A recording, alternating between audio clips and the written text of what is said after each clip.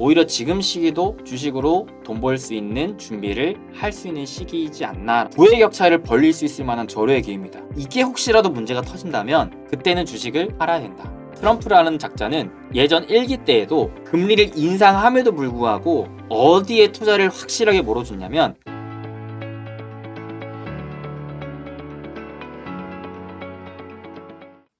자, 행복 반갑습니다. 우리 여러분들의 행복 파트너 부자TV 수비쌤입니다. 오늘은 매주 수요일 진행하는 매주 수빈이와 함께하는 매수 라이브 시간이고요. 오늘 여러분들과 함께 나눌 이야기는 트럼프 2.0 시대를 맞이한 상황에서 유난히 한국 주식시장이 흔들리고 있고 매우 지금 위기의 상황에 처해 있기 때문에 이 상황을 어떻게 하면 타개를 할 것인지, 심지어 타개를 하는 거를 넘어서 어떻게 하면 좀 우리가 투자의 기회를 좀 잡을 수 있을지, 이런 부분을 제가 나름대로 열심히 또 공부한 내용들을 토대로 여러분들과 함께 또 공부해 보도록 하겠습니다. 트럼프가 참 당선이 완료가 됐는데 지금은 트럼프 2기죠, 2기. 과거 1기 시절 지나 바이든 정권에 한번 넘어갔다가 다시 한번 트럼프 집권으로 차지한 상황에서 이번에는 상하원까지도 공화당의 집권이 좀 예상이 되면서 이 트럼프의 힘이 예전보다 더 강해질 것이다. 그리고 이기니까 한번 해봤으니까 기존에 트럼프가 하려고 했던 거 더 적극적으로 펼칠 것이다. 이런 얘기들이 많이 나오고 있어요. 그래서 아메리카 퍼스트를 더 뛰어넘는 온리 아메리카, 거의 그냥 그 미국만 생각할 거다. 이런 얘기까지도 좀 나오고 있는 상황입니다. 그래서 미국 우선주의와 함께 이 보호무역을 강화하는 무역 정책이 완전히 지금 바뀌어가고 있는 상황에서 이런 상황이 우리나라에게는 큰 피해를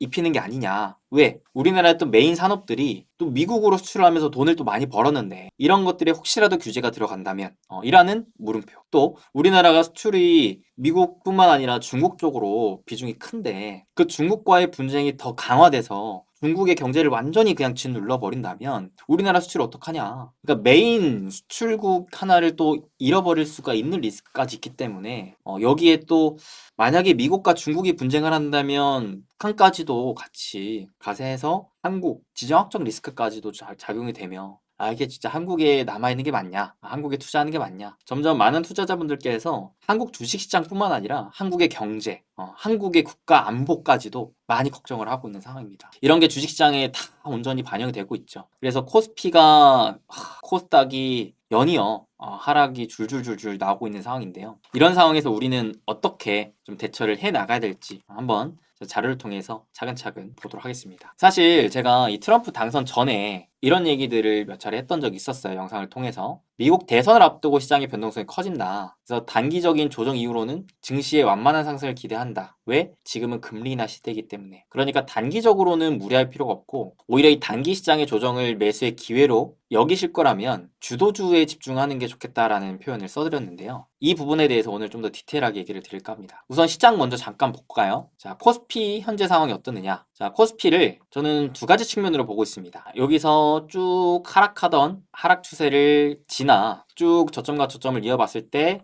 이와 같은 상승 추세로도 볼 수가 있고요. 근데 저는 이거보다는 박스권으로 보고 있는 게 작년에는 이러한 박스장, 올해는 이러한 박스장으로 좀 보고 있습니다. 근데 뭐 박스권 장세로 보든 상승 추세로 보든 중요한 게 뭐냐면 지금 이 국면이 되게 중요해요. 박스권 기준으로 보더라도 현재 구간이 박스권 하단입니다. 그리고 추세적으로 보더라도 상승 추세 하단이 현재 구간이 걸려 있어요. 즉 지금 포지션의 2400포인트가 추세적으로는 굉장히 중요합니다. 여러분들이 각자 투자 스타일이 다르실 텐데 내가 만약에 추세를 기준으로 투자를 하는 투자자라면 이게 2400이 단기적으로 깨지는 상황은 좀 피할 필요가 있어요. 내가 주식 비중이 좀 너무나 많다면 단기적으로는 여기를 이탈하는 거를 주식 비중을 좀 줄이면서 방어할 필요가 있습니다. 왜? 이게 이탈이 돼버리면은 상승 추세, 박스권 추세 깨지면서 하락 추세로 전환이 될 수가 있기 때문에 그래요. 만약에 하락 추세로 전환이 된다 했을 때는 고점과 고점을 잇고 이거를 저점에다 이어 붙여 봤을 때 이와 같이 나올 건데 만약에 하락 추세로 전환이 된다. 2400이 깨지면 그러면 2200, 300까지도 깨질 수가 있습니다. 그렇게 됐을 때 어때요? 2,400 기준으로 시장이 한 추가적으로 10% 정도 더 빠질 가능성이 있어요. 그러면 내가 주도주를 잡고 있지 않는 이상 종목은 그 이상 빠질 수도 있습니다. 15%, 20%. 그러니까 그게 내가 감당이 안 될 거라면 여기서 좀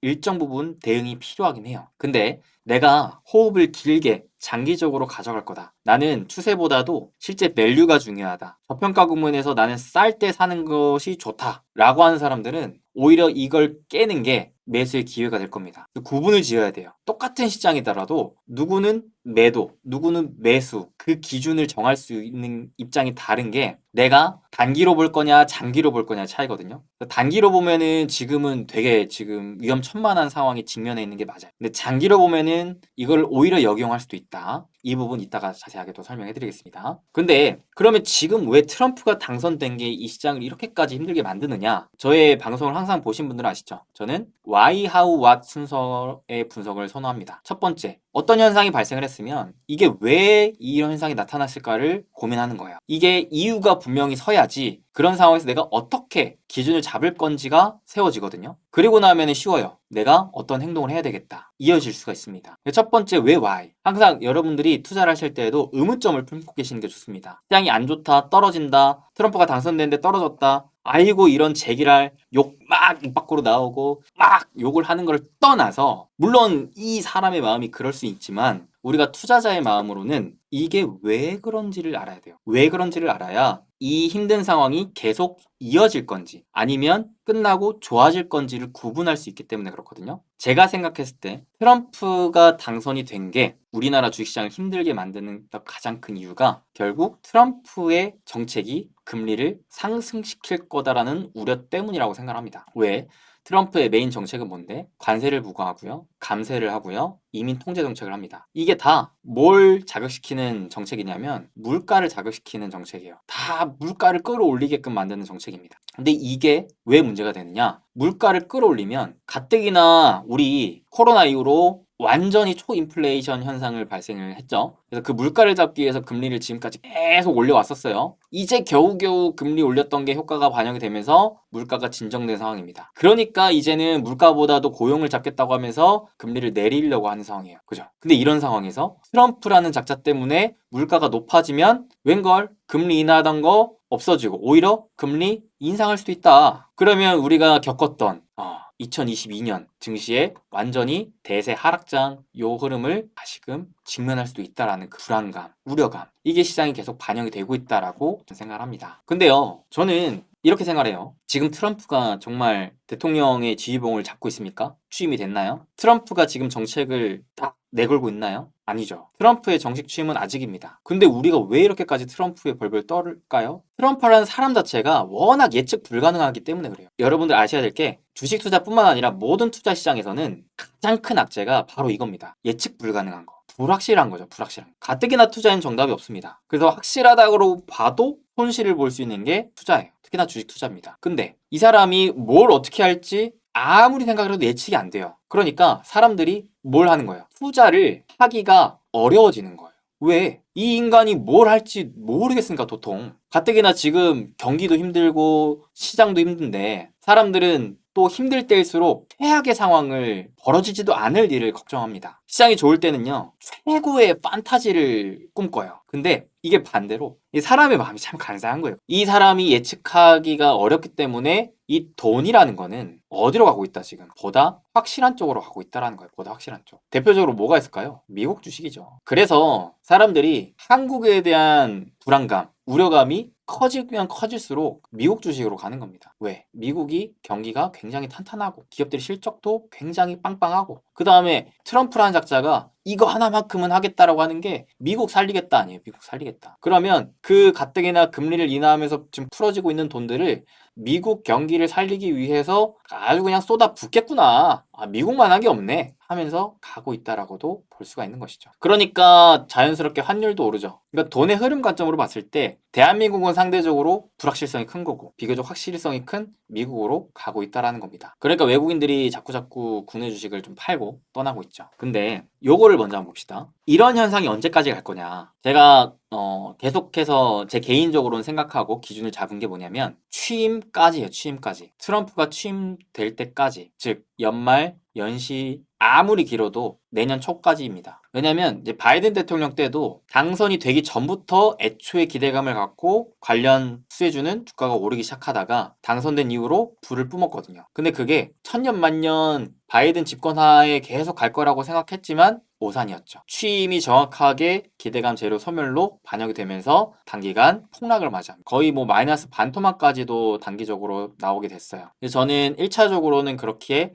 트럼프가 지금 아직 취임이 되기도 전에 기대감 또는 우려감, 이러한 사람들의 심리가 애초부터 시장에 다 반영이 되고 있다. 그게 과연 트럼프가 실제 취임이 된 이후로도 이어질 것이느냐, 오히려 그 이후로는 미래를 다 땡겨왔기 때문에 미래를 땡겨오는 것에 따른 해소가 나올 가능성이 높을 것 같다고 보고 있어요. 그래서 좀 더 시장 관점에서 한번 살펴드릴게요. 트럼프 1기 때랑 비교를 해보겠습니다. 트럼프가 그래도 우리가 그나마 비교 대상이 그렇게 오래되지 않은 상황에 있기 때문에 지금 현재 주식시장을 앞으로 어느 정도 점친다라고 봤을 때 과거 트럼프 1기 때랑 비교하는 게 되게 지금 직접적으로 활용할 수 있는 카드라고 보고 있거든요. 그래서 트럼프 1기 때 어땠는지를 보는 거예요. 2016년 대선 전후로 요게 이제 D-Day, 트럼프가 당선된 시점, 요 전후로 미국의 금리는 어떻게 되느냐, 미국 국채 10년물 금리가 보시게 되면은 이미 당선되기 전에 약 한 달 정도 전부터 오르기 시작했어요. 근데 그 상승폭이 그렇게 크지가 않죠. 언제 가파르게 올랐느냐, 당선된 직후에 급등하면서 추가적인 상승을 해줍니다. 요게 수치로 따지면 단기 저점 대비 고점 82 정도 올랐다고 볼 수가 있어요. 이때는 왜 이전에는 그렇게 크게 안 오르다가 당선된 직후에 올랐느냐? 이때에는 사실상 트럼프의 당선에 대해서 미국 대선 시기 이전에는 그렇게까지 기대감이 크지가 않았어요. 사람들이 다 가능성을 높게 점쳐두지를 않았습니다. 현재 시점은 조금 달라요.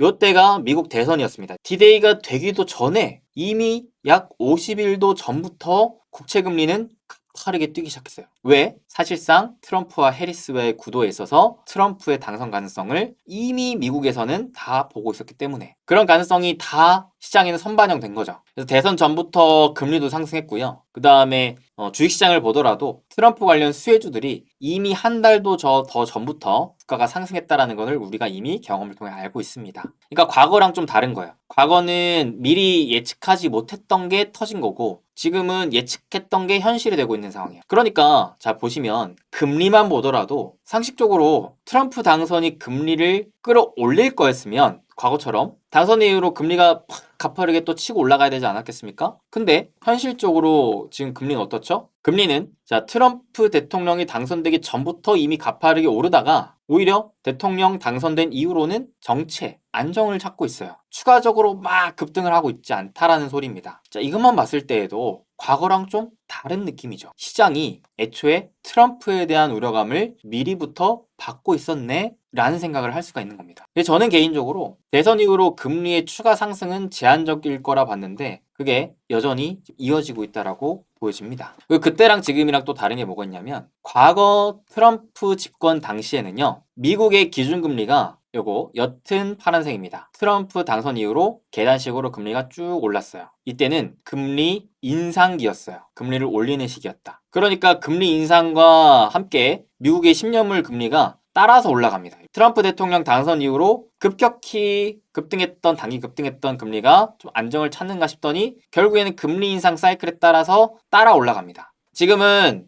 애초에 금리를 인하할 기대감이 작년 말부터 시장에 받아지기 시작하면서 금리가 이런 식으로 하락 추세를 가져가고 있던 상황이었어요. 그러다가 단기적으로 트럼프 당선에 대한 우려감으로 단기 금리가 이렇게 급반등을 했던 게 눈에 보이죠. 근데 지금은 어느 국면이냐? 과거와 달리 지금은 금리 인하의 국면입니다. 트럼프가 당선이 됐다 해도 금리를 인하하고 있어요. 연준이 뭐라고 합니까? 금리는 뭐 누가 대통령이 되는지보다도 물가와 경기를 보면서 판단을 하는 거다. 데이터가 중요하다. 라는 이야기를 하죠. 통화정책의 중요한 건 결국 지금 데이터입니다. 데이터. 그래서 정말 물가가 오르는 게 맞아? 그래서 정말 지금 경기가 어때? 경기를 판단하는 기준에 있어서 보통 고용, 실업률 데이터를 많이 봅니다. 그러니까 물가가 안정되어 있는 상황에서는 지금 고용 경기를 살리기 위해서 금리를 내리고 있는 상황이에요. 만약에 정말 사람들이 우려하는 것처럼 금리가 올라가기 위해서는 전제 조건이 필요합니다. 정말 물가가 올라야 돼요. 근데 트럼프의 정책으로 말미암아 사람들이 물가가 오르는 것을 걱정하고 있는데 아직 정책을 펼치기는커녕 취임도 안 했어요. 아직. 이런 부분에 대한 우려감들이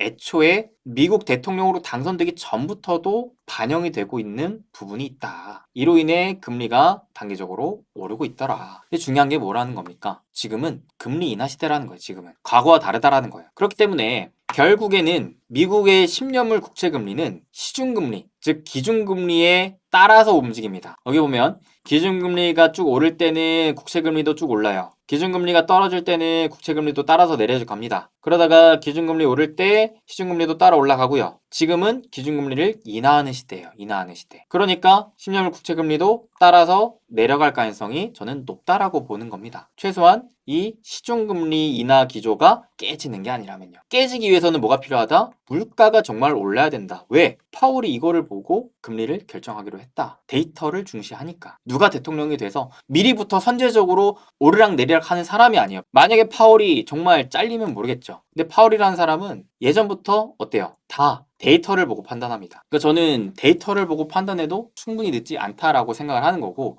지금 시장은 개인적으로는 좀 오버하고 있다고 생각을 합니다. 왜냐? 시장은요, 결국 본질 측면을 봤을 때는 경기와 금리에 따라서 움직이거든요. 경기가 좋고 금리를 내리면 증시는 올라갑니다. 사실 이거 하나만 있어도 증시는 올라가는 게 있어요. 이게 뭐 트럼프가 됐다고 증시가 떨어지고 바이든이 됐다고 증시가 올라가고 이게 아닙니다. 데이터를 봤을 때 과거 트럼프 정권과 바이든 정권이랑 비교해 봤을 때 자, 국내 주식의 실질 상승률을 따져보면은 오히려 트럼프가 이겼어요. 트럼프 때 바이든보다도 훨씬 더 우리나라 주식시장의 상승률이 높았습니다. 그러니까 중요한 게 뭐예요? 트럼프가 됐다고 중요한 게 아니라 트럼프가 됐는데 앞으로 경기 어떻게 될 거야? 금리 어떻게 될 거야? 이거라는 거죠. 실제로 트럼프 때에도 과거에 트럼프 1기 때 1년차 때 경기가 좋았습니다. 그래서 금리를 인상했죠. 근데 증시는 어때요? 증시 좋았어요. 이게 미국 증시가 아니라 코스피예요. 코스피. 2년차 때는요. 경기도 안 좋고 금리를 인상했습니다. 두 가지가 다 겹치니까 증시가 꼬꾸라졌죠. 3년차 때는 금리를 인하하고 경기는 안 좋았지만 금리를 인하하니까 증시가 좋아요. 4년차 때는 경기도 좋고 금리도 인하하니까 증시가 굉장히 좋았습니다. 트럼프가 된다고 증시가 무너지는 게 아니다. 지금은 특히나 파월이 데이터를 보고 판단하고 있기 때문에 우리는 그래서 경기가 어떻게 돼? 그래서 금리가 어떻게 돼? 이거를 확인해야 된다. 확인. 지금은 예측보다도 대응의 영역이 중요한 상황인 것 같다. 제가 우리 멤버십 행복이 가족분들과도 방송을 진행할 때 이 그림을 되게 많이 보여드렸어요. 이게 뭐냐면 제가 또 존경하는 코스톨라니, 앙드레 코스톨라니 님이 쓰신 책에 이러한 표현이 있습니다. 개를 산책할 때 목줄을 쥐고 개를 산책을 시킵니다. 처음에 막 개가 방방 뛰어요. 우리 집에 있는 강아지 오순이도 그렇습니다. 집 밖을 나서자마자 그냥 바로 뛰쳐나갑니다. 그냥 저는 이 신발 신고 있는데 나는 여기 있는데 강아지 혼자 막 뛰어나갑니다. 그러다가 막 이리 갔다 저리 갔다 아주 혼자 신나요. 그냥 막 사람 만나면 또 인사하기 바쁘고 여기 가서 냄새 맡기 바쁘고 막 영역 표시하기 바쁘고 아주 난리를 칩니다. 근데 중요한 건 뭡니까? 주인이 이렇게 간다고 쳤을 때 걔는 이리 갔다 저리 갔다 해도 결국 주인 따라올 수밖에 없는 거예요. 집 밖에 나가서 다시 집으로 돌아올 수밖에 없다라는 겁니다. 이 얘기를 왜 하느냐? 저는 지금 트럼프로 인해 증시가 떨어지고 있는 게 요거라고 봐요. 달아나려고 하는 거예요. 근데 야, 잘 한번 생각해봐. 지금 정말 경기가 박살이 났어? 지금 진짜 트럼프 때문에 금리가 정말 올랐어? 너가 정말 걱정하는 그거 정말 맞아? 저는 아직 아니다라고 보는 거예요. 아직 아니다라고 하면은 얘가 어느 순간 정신을 찾습니다. 사람의 마음이 정말 갈대와 같아서 금방 또 돌변을 해요. 그 돌변하는 포인트가 뭐냐면 이게 변하지 않았다라는 게 확인이 되면 사람들은 다시 안정을 찾을 가능성이 좀 높다라고 봐요. 그 확인으로 인한 사람들을 안심시켜주는 작업이 필요하다. 그리고 트럼프라는 작자가 정말 취임이 딱 됐는데 당장이라도 시한폭탄이 뻥 하니 터질 것만 같았는데 생각보다 그렇지 않네? 그러면 사람은 또 금방 잊어버립니다. 결국 주식 투자도 사람이 하는 거라서 사람의 감정에 좌지우지 돼요. 그래서 주식 투자를 잘하는 사람일수록 내 감정 컨트롤을 잘합니다. 감정기를 싹 빼고 본질을 보는 거를 잘하는 사람들이 주식 투자를 잘해요. 주식 투자를 잘하는 사람들의 특징이 매수 매도를 정말 로봇 기계처럼 합니다. 우리가 그렇게 되기 위한 연습이 필요하다. 그래서 제가 오늘 우리 팬딩 가족분들께도 이런 코멘트를 적어드렸습니다. 지금 결국 중요한 건 그래서 금리나 방향성 바뀌었어? 그래서 경기가 정말 박살이 났어? 아니면 회복이 돼? 요거 두 가지죠. 이 두 가지 체크가 가장 중요한 거다. 트럼프가 됐든 말든 이게 중요한 거다. 이게 문제가 없다면 주식 비중을 천천히 늘려갈 수 있다. 이게 혹시라도 문제가 터진다면 그때는 주식을 팔아야 된다. 근데 금리나 방향성 여전히 유효하잖아요. 10년물 국채 금리만 보더라도 주봉 기준으로 봤을 때 추세를 어떻게 좀 볼 수가 있냐면 고점과 고점을 이어요. 일직선으로 딱 본다면 이렇게 떨어집니다. 자, 추세가 깨졌나요? 이 하락 추세가 깨졌습니까? 안 깨졌어요. 그죠? 우리가 문제 삼아야 되는 건 뭐냐면 이게 이렇게 올라와야 돼요. 금리가. 방향성이 이렇게까지 틀어져야지 그게 우리가 정말 피해야 하는 상황입니다. 근데 아직은 그게 안 났다라는 거죠. 그러면 하락 추세라는 게 결국 이 추세가 깨지지 않는 이상, 돌파되지 않는 이상 단기적으로 반등을 줬다가도 저항 맞고 떨어질 수도 있어요. 그러면 증시는 다시 올라갑니다. 심플하게 보는 거예요. 심플하게. 그러니까 매일마다 오늘 올랐니 떨어졌니 이거보다도 결국 저는 추세, 돈의 흐름의 그 방향성 이게 중요하다고 보는데 중요한 금리의 관점이 아직 깨지지 않았다. 깨지고 나서 팔아도 늦지 않다. 이미 트럼프 당선 전부터 이만큼 올랐는데 여기에서 추가적으로 금리가 오를 거보다는 냉정하게 금리가 내려갈 거를 생각하는 게 더 확률이 높지 않을까요? 저는 그렇게 생각합니다. 자, 이틀 전에 나온 기사인데 우리나라 11월 초 수출이 감소했대요. 자, 타이틀만 보면 어때요? 아, 뭐야, 경기 안 좋은데? 볼 수 있죠. 근데 본문을 보니까 뭐라고 나오느냐면 산업통상자원부 무역정책관이 이렇게 얘기를 해줍니다. 이번 감소세는 일시적 현상이다. 11월 전체로 보면 증가세가 예상된다. 왜? 10일까지 수출은 전년 동기 대비 감소했으나 이는 진행 조업 일수가 부족한 상황에서 발생한 일시적인 현상이고 월말까지 주력 품목의 탄탄한 성장세를 바탕으로 수출 플러스가 14개월 연속 이어지고 무역 수지 또한 갈수록 개선될 것이라고 말했습니다. 아직까지는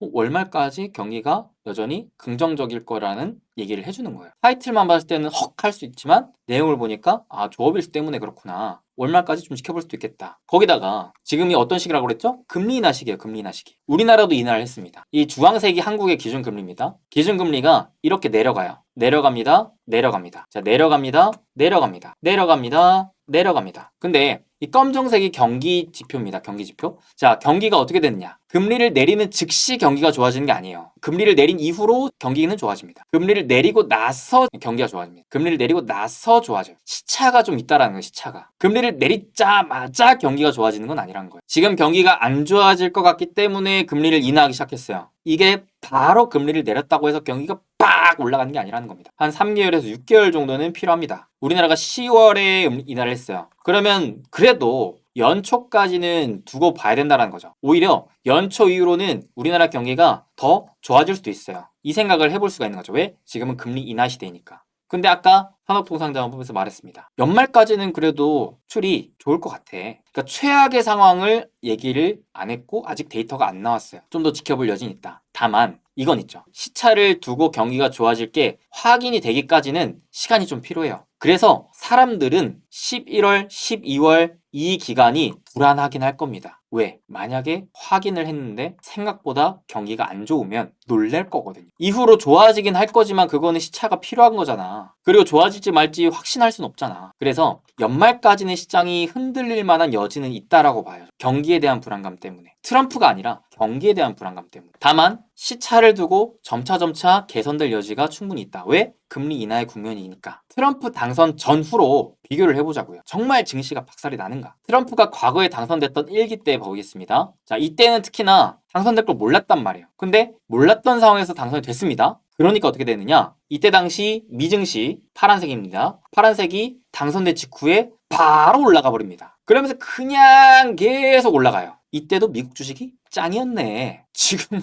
아이고야 더 난리네 더 난리야. 근데 그에 비해서 자, 한국 주식은요. 주황색인데요. 코스피 당선된 이후로 흔들립니다. 올라가지 않고요. 휘청이다가 어느 순간부터 얘가 정신을 차리기 시작하더니 올라갑니다. 그러면서 빠르게 미국 주식 시장의 상승을 따라잡아요. 그죠? 저는 지금이랑 좀 매우 비슷한 것 같다. 예전에 이 코스피 지수를 봤었더니 당선된 직후에 지지부진해요. 아우 재미없어라. 미국 주식은 날아가는데 아우 얘는 왜 안 올라가니? 팔고 이거 사야겠다 라고 충분히 생각할 수 있죠. 근데 어때요? 이때부터 갑자기 뭔가 달라집니다. 시기적으로 봤을 때 한 12월경이었어요. 이때부터 갑자기 이렇게까지 치솟아요. 지수가 2400포인트까지 올라갑니다. 퍼센트지로 따지면 20%의 상승이 나오는 거예요. 그러면은 12월부터 6월까지 약 반년 만에 증시가 20% 오르는 거예요, 여러분들. 반년 투자해서 여러분들 20% 수익이 날 수 있는 자산이 얼마나 될까요? 이런 기회가 올 수도 있다라는 거죠. 우리는 지금도 그러하길 또 기대를 해볼 수 있는 거고, 저는 충분히 지금도 그러할 거라고 기대를 하고 있습니다. 그때보다 오히려 더 좋을 수 있는 건 지금은 금리 인하 시대이니까. 상대적으로 코스닥이 좀 많이 흔들렸어요. 왜냐면은 미중 분쟁에 좀 더 취약하다라는, 중소형 기업들이 좀 취약하다라는 우려감이 좀 반영이 됐겠죠. 다만 흔들리다가 이내 곧 또 12월경부터 급반등하기 시작하더니 얘도 휘청휘청하다가 결국 또 올라가 줍니다. 그러니까 우리는 해야 될 게 뭘까요? 단기적으로 11월에서 12월 정도는 경기 측면으로도 트럼프 집권 측면으로도 어때요? 시장이 흔들릴 수 있다라는 거를 알고 있는 게 저는 첫 번째라고 생각을 합니다. 이거를 제가 오늘 방송에서만 얘기하는 게 아니라 이미 트럼프 당선되기 전부터도 얘기를 드렸던 포인트였어요. 대선 전후로는 시장이 충분히 단기적으로 흔들릴 수 있다. 특히나 트럼프라는 작자가 또 그러하기 때문에. 근데 이게 매도요, 알고 맞는 거랑 모르고 맞는 거랑 천지 차이입니다. 그런 관점에서 지금 시장이 떨어지는 이유를 알고 있느냐 모르느냐는 또 천지 차이라고 봐요. 알아야 이게 계속 될 거냐 아니면 내가 좀 버티면 좋아질 거냐 기준이 잡히기 때문에. 그런데 그래서 Y를 얘기했으니까 지금 뭐예요? How. 그래서 어떻게 할 건데 11월 12월은 버텨야지 뭐. 저는 버팁니다. 버티는데 내가 현금이 있네? 야, 이런 소중한 현금을 너가 갖고 있었어? 그러면 좀 써볼 수 있지 않겠습니까? 저는 현금을 오히려 좀 용기를 내서 차근차근 흔들리는 시장을 역이용해가지고 활용해서 사모으는 전략도 다라고 생각합니다. 대신에 바로 그냥 확 갖다가 그냥 부어버리는 게 아니라 사모으는 거죠. 그리고 결과는 당장 내가 수익을 볼 것을 기대하고 가는 게 아니라 한 반년 정도 뒤에 수익 내지 뭐. 아니, 우리가 부동산 투자를 하더라도 최소한 3년에서 5년 정도 뒤를 내다보고 투자를 하잖아요. 우리가 뭐 적금을 들더라도 최소한 뭐 1년 만기, 2년, 3년 동안은 내가 돈 안 벌 생각하고 사잖아요. 그죠? 주식은 유난히 당장 결과가 나와야 될 것 같다라고 생각하면서 사시는 분들이 많아요. 그런 생각만 조금 내려놓으시면은 오히려 지금 시기도 저는 주식으로 내년에 돈 벌 수 있는 준비를 할 수 있는 시기이지 않나라고 생각을 하는 겁니다. 근데 여기서 중요한 게 뭐냐? 그럼 아무거나 사면 돼요? 아니죠. 선택과 집중해야죠. 그리고 또 하나 여러분들이 걱정하실 만한 게 경기 측면에서 트럼프가 됐을 때 우리나라 수출 망하는 거 아닙니까? 근데요, 생각보다 과거 트럼프 당선 시기 때 우리나라 기업들의 순이익이 이렇게 좋았어요. 이건 어떻게 설명할 거죠? 그러니까 트럼프가 된다고 경기가 박살나고 뭐가 다 박살나고 이러는 게 누가 얘기를 하는 걸까요? 근거가 있나요, 근거가? 그리고 제가 오히려 아까 초반에 증시가 이제 무너질 때, 지금 이 코스피 기준으로 2,400이 되게 중요한데, 요게 만약에 무너지더라도 호흡을 길게 가져간다면 사모을 수 있다라고 생각을 하는 게 이 이유도 있어요. 자, 코스피 기준. 우리나라 이제 상장되어 있는 기업들의 전체 보유한 자산 대비 지금 얼만큼 시총의 평가를 받고 있느냐인데, 원래 한 배를 받는 게 어찌 보면 당연한 건데 3배 이하가 되면은 우리가 보통 가지고 있는 자산보다 또 저평가되어 있다라고 얘기를 해요. 자, 근데 요게요, 우리나라 기준으로 좀 봤을 때는 최근 한 10년 넘는 기간으로 봤을 때 코스피 기준 PBR이 0.8배, 그러니까 한 배를 딱 중앙치로 놓고 봤을 때 한 배 위로 올라가는 경우도 있었고 한 배 밑으로 내려오는 경우도 있었어요. 근데 잘 보시면 결국 이것도 돌고 돌아 한 배에 수렴하게 되긴 합니다. 중앙값이 이 정도예요. 그러니까 여러분들이 주식 투자를 나는 싸게 사서 적정 가치에 파는 게 좋아, 나는 이런 가치 투자가 좋아 라고 하시는 분들 있죠. 추세 이런 걸 다 떠나서 나는 결국 한국 주식시장이 망하진 않을 것 같아, 결국 돌고 돌아 또 제 자리를 찾아갈 것 같아 라고 생각하시는 분들 있죠. 그런 분들에게는 오히려 이 코스피가 PBR 기준 한 배 이하로 떨어지는 거, 심지어는 0.9배 이하로 떨어지는 거는 10년이 넘는 기간 동안에 그리 많이 찾아오지 않는 매수 기회가 됩니다. 가령 코로나 때 사람들이 다 우리나라 망한다 주식 들고 있는 거 다 망한다라고 했을 때 정말 그 강철의 심장을 부여잡고 매수를 외쳤던 사람들이 떼돈을 벌었던 것처럼 결국에는 시장이 저평가되어 있는 부분에 있어서 사는 건 돌고 돌아 내가 시간을 투자한다고 봤을 때는 굉장히 좋은 기회가 된다 라고 보는 거예요. 그러니까 지금 기준으로 그러면 코스피 0.9배 그 밑으로가 코스피 밴드로 어떻게 되느냐, 2600 아래예요. 지금 2400 정도죠. 지금이 뭐냐? 0.845배 정도 됩니다. 그 시기가 언제냐면은 그 시기가 최근으로 따지면 2022년 그 다음에 2023년 1년에 한 번씩 오는 그런 시기예요. 그런 시기. 2024년에도 왔어요. 1년에 한 번씩 오는 시기가 이번에도 왔다. 2022년에 요 시기, 2023년에 요 시기, 2024년에 지금의 시기가 왔다. 돌이켜보면 그때 다 망한다 했을 때 오히려 산 사람이 돈 벌고, 망한다 했을 때 산 사람이 돈 벌고, 이번에도 그러하지 않을까라는 생각을 가져볼 수가 있는 것이죠. 이거는 특정 기업이 아니라 시장 관점으로 보는 겁니다. 여러분들이 주식 투자를 돈과 시간을 투자한다는 생각을 해봤을 때는 오히려 좀 좋은 기회가 될 수도 있다. 그리고 자, 이거는 또 평균적인 수치 데이터가 있는데, 코스피도 자, 역대 평균치를 놓고 봤을 때 평균적으로 10월이 박살이 나요. 근데 11월, 12월은 상대적으로 좋습니다. 평균 수익률이. 그죠? 우뚝 서 있죠? 그리고 11월부터 특히나 외국인의 선물 프로그램 매수가 완전히 몰려요. 연말 배당 받으려고. 연말 배당이 특히 우리나라가 지금 뭘 하고 있습니까? 밸류업 하고 있죠. 밸류업. 야, 주주들에게 좀 나눠줘. 배당 좀 해. 이거 자꾸 채찍질 하고 있죠. 그러면서 외국인들은 지금 그거 기대하고 있거든요. 그 기대한 외국인들이 떠나갔다가 11월부터 다시 연말 앞두고 들어올 수도 있겠다. 코스닥 또한 자, 통계적으로 봤을 때 5월에서 보통 10월이 안 좋아요. 근데 11월부터 특히나 매년 이제 상반기 유난히 좋습니다. 그러니까 상대적으로 연말은 코스피가 좋고 연초 상반기는 코스닥이 좋아요. 이거는 계속 반복되는 데이터인데 거의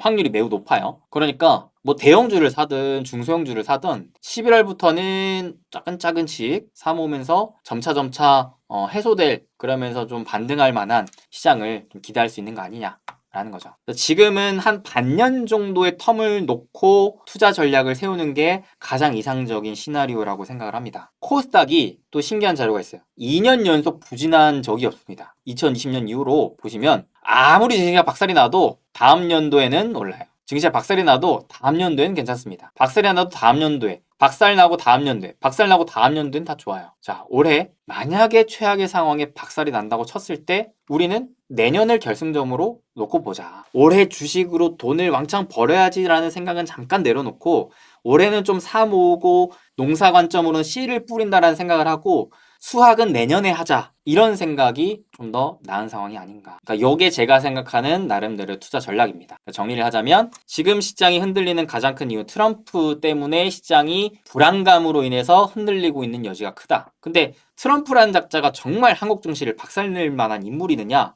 지금 지휘봉도 안 잡고 정책도 펼치지 않았는데 이건 너무 과도한 해석이고 과도한 우려일 가능성이 좀 높아 보인다. 그리고 결국 시장은 본질이 중요하다. 금리는 아직 인하를 하고 있고 경기는 물론 연말까지는 좀 지켜봐야 되겠지만 연초부터는 금리 인하의 효과를 기대하면서 회복될 기대감을 가져볼 수도 있겠다. 그러니까 당장의 11월에서 12월 내가 돈을 번다라는 생각보다는 사 모은다라는 생각으로 천천히 하다가 이제 수익을 내는 거는 내년에 특히나 상반기에 수익을 낼 것을 좀 기대하고 기다려보는 게 좋지 않을까, 이렇게 생각을 해보는 겁니다. 사실 금리 인하라는 시대가 그렇게 많이 찾아오는 시대가 아니에요. 다들 알다시피 금리 인하는 부자들 기회를 줍니다. 근데 부자들 기회를 쉽게 주면 누구나 다 부자가 되겠죠. 이렇게 쉽지가 않기 때문에 부자가 되기 어려운 거라고 저는 생각을 합니다. 그래서 4년 만에 찾아온 금리 인하 시대인 만큼 여러분들이 쉽게 포기하기보다는 좀 더 냉정하게 지금 이 시기를 어떻게 내가 활용을 해서 결국 내년까지 이어질 만한 이 금리 인하 시대 부자들 기회를 내 걸로 만들 수 있을까? 이거를 내가 명확한 기준을 잡아서 좀 더 시계를 좀 두고 천천히 여러분들만의 정말 풍성한 농사를 내년에 다 수확하셨으면 좋겠다라는 생각을 하고요. 그 가운데 그럼 뭘 살까를 생각을 해야 되겠죠. 뭘 살까? 그게 또 중요합니다. 이 시기야말로 특히나 그 종목에 대한 리밸런싱이 꼭 필요한 상황이에요. 리밸런싱이라는 게 뭐냐면 내가 포트폴리오를 쭉 갖고 있어요. A, B, C, D, E. 이거를 계속 가져갈 거냐? 아니면은 뭘 자르고 뭘 살 거냐? 이거를 좀 구분해서 가져가야 되는 거죠. 다들 보셔서 아시겠지만 주식시장에서는 특히나 지금 같은 시장에서는 다 좋지가 않습니다. 다 좋지가 않아요. 여러분들이 과거 코로나 때 주식시장이 대세 상승했던 이때랑 비교하면 지금 힘들 수밖에 없어요. 왜? 지금은 시장이 대세 상승을 하지 못하는 박스에 갇혀있는 시장이기 때문에 그래요. 박스권 장세가 사실 개인 투자들이 가장 힘들어하는 장세입니다. 왜냐? 올라가는 놈만 올라가요. 그래서 힘들어요. 웬만한 주식이 다 올라가는 거는 이런 대세 상승장. 이런 거는 그냥 주식을 하기만 하면 돼요. 주식을 안 하지만 않으면 됩니다. 웬만한 그냥 우량주 사놓아도 웬만하면 다 돈 법니다. 근데 박스장은 달라요. 주식을 잘 해야 돼요. 잘. 올라가는 놈은 사야 되고 떨어지는 놈은 내가 사지 않아야 됩니다. 구분을 명확하게 지어야 돼요. 여러분들이 더 냉정하게 지금 이 시기에 내가 내년 상반기까지 놓고 봤을 때 내가 정말로 확신해서 올라갈 만한 주식이라고 생각하는 게 뭐냐? 반대로 내가 갖고 있긴 하지만 내년까지 봤을 때 얘는 도저히 답이 안 보이는데 얘가 진짜 올라갈 수가 있을까? 라고 생각할 수 있을 만한 종목을 구분해내야 돼요. 이게 제일 어렵죠. 이게 제일 어렵기 때문에 박스권 장세가 개인 투자자들이 가장 힘들어하는 장세입니다. 왜? 하락장은 그냥 주식을 안 하면 되거든. 상승장은 주식을 하면 되거든. 근데 박스장은 주식을 잘해야 되니까 공부를 안 하면 답이 없는 거예요. 누구 말 맞다나 그냥 주식을 그냥 이거 사면 돼. 떨어지는 거 사. 야, 떨어지는 거 샀더니 더 떨어지는데? 떨어지는 거 샀더니 안 올라오는데? 쟤는 계속 올라가는데? 저거 잡아야 되는 거 아니야? 근데 이미 얘는 많이 올라간 것 같은데? 어떻게 하라는 거야? 힘들죠. 박스권 장세는 더더욱 여러분들이 철저히 공부를 하시거나 아니면 정말 누군가의 도움을 많이 받아야 됩니다. 박스권 장세는 저는 솔직히 제일 좋아해요. 왜냐면 초보와 고수 차이가 극명하게 갈리거든요. 그리고 박스권 장세 특징은 올라가는 종목이 한정되어 있고 계속 이게 변하기 때문에 이것만 잘만 맞추면 내가 A 종목 수익 받고 B 종목 수익 보고 C 종목 수익 보고 계속 수익 쌓아갈 수가 있어요. 부의 격차를 벌릴 수 있을 만한 절호의 기회입니다. 상승장에는 사실 웬만한 사람들이 다 돈을 벌기 때문에 상대적인 평가에 있어서 절대평가는 돈을 벌지만 상대평가는 내가 이 사람보다 돈을 더 많이 벌었다? 이거를 판가름하기 어려워요. 근데 박스권 장사는 이걸 판가름하기가 굉장히 쉽습니다. 다른 사람들은 돈 못 버는데 나는 돈을 버는 거죠. 내가 이만큼이나 공부했는데 그만큼 결실을 맺는 건 당연한 건데 시장이 좋다라는 이유로 이 사람들이 운 좋게 공부도 안 하고 돈을 버니까 내 입장에서는 좀 억울할 수도 있어요. 근데 공부를 하는 입장에서는 이런 장세가 사실 제일 뛰어놀기 좋은 놀이터죠. 저는 솔직히 개인적으로 이런 장세가 되게 편해요. 왜? 저는 저만의 전략이 있거든요. 나중에 또 기회가 되면 이걸 좀 말씀드리고 싶긴 한데 멤버십 분들 아시죠? 일단 오늘 중요한 건 지금은 선택과 집중을 해야 된다는 겁니다. 올라가는 주식에 집중해야 되고 떨어지는 주식은 좀 피해야 돼요. 올라가는 주식은 뭐가 올라가느냐 이거를 구분해내야죠. 저는 본질 측면에서는 단순합니다. 금리 인하에 실질적으로 수혜를 받을 수 있는 것만 보려고 해요. 또 자, 트럼프라는 작자가 됐어. 오케이. 자, 트럼프 시대에 있어서 진짜 수혜가 누군데? 단순히 그냥 말로만 하는 게 아니라 정말 트럼프란 작자 때문에 얘가 진짜 돈 벌 만한 애가 누군데? 이거를 같이 보려고 합니다. 같이. 금리 인하 수혜도 받고 정책적으로 정말 수혜를 받아서 구조적으로 성장을 하는 실적의 우상향을 기대할 수 있는 이런 측면을 보는 거죠. 여러분들은 뭐가 될 것 같으세요? 제가 우리 부자TV 유튜브에도 저번 주에 올려드렸어요. 트럼프 2.0 시대, 다른 기업들은 위험합니다. 트럼프 진짜 수혜주 딱 3개. 이때 말씀드렸던 3개가 뭐였었냐면 요거였습니다. 저의 투자 포인트는 심플하게 2개예요, 2개. 하나, 트럼프라는 작자는 예전 1기 때에도 금리를 인상함에도 불구하고 어디에 투자를 확실하게 몰아줬냐면 IT였습니다. IT. 트럼프 시대에 가장 돈이 많이 투입됐던 게 IT였어요. 지금도 저는 그러할 거라고 봅니다. 가뜩이나 지금 1등 공신 일론 머스크가 있는 입장에서 밀어줘야죠. 테슬라를 직접적으로 밀어주는 것뿐만 아니라 IT 계열. 그럼 테슬라가 진행하고자 하는 사업이 뭡니까? 일론 머스크가 진행하고자 하는 사업이 크게 IT 기술의 딴에서는 자율주행, 그 다음에 우주항공, 그 다음에 뭐가 있습니까? 나중에 휴머노이드 로봇도 있죠. 이러한 산업에 IT에 투자한다는 생각으로 밀어주고 그 다음에 규제도 완화시켜줄 가능성이 높아 보여요. 그러면 얘네가 기존에는 막 여러 가지 제약도 걸리고 막 자꾸 앞으로 나아가고 싶은데 브레이크가 걸려서 못했다고 한다면 앞으로는 훨씬 더 치고 나갈 수 있을 거라고 생각을 합니다. 투자를 더 받는다고 봤을 때 가뜩이나 금리 인하 시대인데 대표적인 성장 섹터가 꿈을 수 있겠죠. 한편으로는 지금 현재 시대의 IT의 메인 키워드 AI. AI도 여러 가지 규제를 완화시켜주고 또 굉장히 투자를 적극적으로 지원해줄 수 있겠다. 그래서 AI에 투자를 했던 기업들이 이제 정말 돈을 버는 시대가 나올 것 같아요. 특히나 소프트웨어 단에서. 저는 미국 기업 쪽에서 이러한 쪽에 주목을 좀 하려고 합니다. 내가 미국 주식을 사야 된다면 IT에 포커싱을 맞추고 AI 소프트웨어나 자율주행 우주항공 로봇 이런 쪽을 사는 게 좋겠다. 물론 뭐 테슬라도 괜찮지만 테슬라는 이미 지금 단기적으로 기대감으로 올라있는 입장이기 때문에 그 밑단에서 정말 더 탄력적으로 올라갈 수 있을 만한 중소형주 누가 있을까? 새로운 기회를 잡을 수 있는 기업 누가 있을까? 이런 고민과 공부를 하는 거죠. 한편으로 한국 주식에 투자를 할 거라면 한국 주식은 조금 달리 봐야 될 것 같아요. 물론 테마 관련해서는 같이 연결고리를 맺을 수도 있겠지만 저는 트럼프라는 작자가 메인으로 할 거는 결국 중국 죽이기라고 생각합니다. 그로 인해 미국의 절대적인 지위를 확보하는 것. 이 측면에서 첫째, 방산이 중요합니다. 무력으로 찍어 눌러야 돼요. 또 하나, 기술 측면이 저는 AI라고 봐요. AI 플러스 로봇 플러스 우주항공. 예전만큼 그냥 단순히 무력 전쟁으로 하는 시대가 아니에요. 이제는 기술 전쟁의 시대예요. 기술 전쟁 시대이기 때문에 그 기술로 전쟁하는 시대가 나올 가능성이 높습니다. 이번에 러시아 우크라이나 전쟁만 보더라도 기술 전쟁의 요소들이 꽤나 많았어요. 가령 사이버 타격이라든지 드론, 이런 무인 체계, 이런 것들이 굉장히 큰 도움이 됐단 말이죠. 그래서 방산이랑 제가 연결지어서 생각하고 있는 투자 연결고리가 조선입니다. 바로 직전 영상에 제가 조선 얘기했었죠. 왜 트럼프가 한국에 조선이 필요하다고 전화를 했을까? 군함 입장에서 이미 중국이 미국을 바짝 쫓아왔거든요. 예전의 명성을 미국이 가져가지 못하고 있거든요. 물량 공세를 하고 있는 입장이기 때문에 가뜩이나 미국의 군함들은 많이 노후화가 되어 있어요. 첫 번째로 해야 될 게 그 노후화된 군함들을 유지 보수해야 됩니다. 그러니까 MRO라는 게 뜨죠. 그게 된다고 한 이후로는 새로운 배를 건조해야 돼요. 그런 기술력 누가 있느냐? 대한민국, 현대중공업, 하나오션, 이런 기업들이 가질 수 있는 거죠. 대신에 이건 좀 장기적으로 봐야 될 것 같습니다. 당장 미국이 중국이랑 싸울 건 아니니까. 다만 그 준비를 충분히 차근차근 할 것 같아요. 왜 트럼프 한작자가 괜히 전화를 했을까요? 저는 이 부분에 분명히 투자 기회가 있다고 봅니다. 그 다음에 한편으로는 기술에 대한 부분, AI 로봇, 우주, 항공을 토대로 어떤 또 기술에 대한 규제를 완화시키고 개발을 할 것인가. 거기에 핵심적인 역할을 하는 기업들이 또 기회를 얻을 수 있겠다. 그 다음에 중국을 죽이기 위한 부분에서 제조도 있습니다.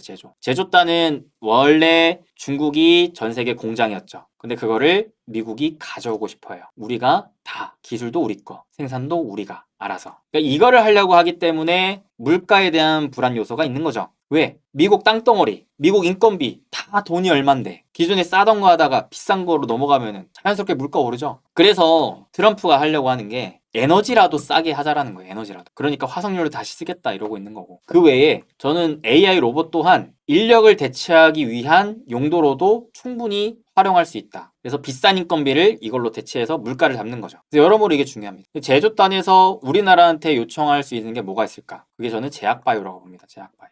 미국의 생물보안법이죠. 생물보안. 그리고 제약바이오야말로 특히나 금리 인하 시대에 있어서 가장 대표적인 수혜 섹터이기도 하고요. 제약바이오는 제가 여러 차례 설명을 해드렸지만 예전의 제약바이오가 아니에요. 금리 인하는 제약바이오가 항상 호재가 됐었고 제약바이오는 저는 이번 시기가 대한민국의 제약바이오 산업의 본격적인 성장 국면이라고 봅니다. 대서사가 쓰여지는 시기라고 좀 보고 있어요. 제약바이오는 정말 장기적으로 저는 투자 기회를 잡으려고 열심히 공부를 끝내놓은 상황입니다. 다만 제약바이오는 변동성이 참 크기 때문에 여러분들 공부가 선행되지 않다면 투자하기 매우 어려울 거예요. 근데 내가 좀 어렵다면 이거 하나만 알고 계세요. 제약바이오는 금리의 영향을 많이 받습니다. 그러니까 지금 단기적으로 제약바이오가 안 좋은 이유는 국채금리가 단기적으로 상승했기 때문에 그래요. 제약바이오가 좋아지려면 이게 다시 떨어져야 됩니다. 큰 추세상 돌파하기가 아직은 아니고 여기에 금리가 안정화된다면 제약바이오가 좋아질 가능성이 높다. 제약바이오 투자하는 입장에서는 이 금리의 추세를 꼭 체크를 하셔야 된다. 어떤 주식을 사든 간에 제약바이오 관련 이거를 모르고 투자하면 당연히 힘들어요. 그리고 조선 관련해서는 직전 영상에서 자세하게 설명했으니까 직전 영상 못 보신 분들은 트럼프가 콕 집었다. 트럼프가 직접 선택한 대장주 영상 보시면 됩니다. 여기에서 조선 관련한 얘기도 자세하게 다 해드렸습니다. 이렇게 저는 지금 이 시기가 주식을 모아갈 수 있는 시기라고 생각을 하고 그리고 뭘 모아갈까라고 봤을 때 좀 더 선별하고 선택과 집중을 할 필요가 있다라고 생각합니다. 저는 이쪽으로 많이 집중을 하려고 해요. 개인적으로 AI 투자 규제 완화 쪽으로는 미국 쪽을 보면 좋을 것 같고 그다음에 중국 무역 분쟁 관련해서 우리나라가 좀 반사수혜를 얻을 수 있을 만한 부분은 조선과 한국 바이오, 제약바이오 쪽에 기회가 있을 거라고 생각합니다. 그래서 이 외에도 충분히 여러 가지 기회가 있을 수도 있어요. 이거는 여러분들께서 각자 또 공부해 보셔서 좋은 기회 잘 잡으셨으면 좋겠고 그 외에 뭐 반도체, 2차전지 기존의 주도주들에 대한 걱정을 또 많이 하시는 분들이 있으신데 저는 여러분들이 주도주에 대한 관점에 대한 이해가 돼 있다면 반도체 2차전지는 진즉에 팔았어야 된다라고 생각을 합니다. 냉정하지만 제가 나중에 주도주 강의도 기회가 된다면 해드릴게요. 하나의 시장의 상승을 이끌었던 주도주가요. 시장이 떨어질 때는 무너지는 게 당연한 겁니다. 그리고 그 주도주는요. 다음 시장의 상승장의 주인공이 되지 못해요. 다음 시장의 상승에는 새로운 주인공이 나타납니다. 저는 이게 지금으로서는 뭐 방산, 조선, 제약바이오 이쪽이라고 보는 거고 특히나 전 개인적으로는 제약바이오를 기대하고 있는 입장이고 2차전지는 이때의 주인공이었어요. 반도체는 이때의 주인공이었고요. 과거에 취하면 안 된다라고 봐요. 이때 이미 미래에 이렇게 세상을 바꿀 거야 라고 하는 기대감들을 주가에 다 반영을 해놨었던 것이기 때문에 그 거품은 쭉 빠져야 된다고 봅니다. 이거는 주식시장의 이치에 어쩔 수가 없어요. 얘네가 올라가려면 시장이 좋아야 돼요, 시장이. 얘네가 올라가려면 A도 업고 가고 B도 업고 가고 C도 업고 갈 만한 시장이 이렇게까지 좋아져야 됩니다. 그게 아니라면 주도주는 계속 바뀌어요. 이거는 냉정하게 주식시장이 그러합니다. 이건 어쩔 수가 없는 거예요. 아무리 산업이 좋고 아무리 기업이 좋아도 시장의 순리가 그러한 거를 우리가 어떻게 바꿀 수는 없습니다. 그래서 제가 주도주 투자를 굉장히 좋아하는 게 그런 이유예요. 저도 2차전지 물론 좋죠. 반도체 좋게 봤죠. 지금은 새로운 주도주에 집중할 때라고 봅니다. 완전히 장기적으로 접근하시는 분들도 있을 거예요. 그분들은 거품이 싹 꺼지고 나서 정말 업황이 다시 좋아지고 정말 기업의 실적이 다시 좋아지는 그런 시절을 다시금 기대를 해봐야 될 것 같습니다. 자, 그러면 오늘은 이만 마무리 들어가도록 하겠습니다.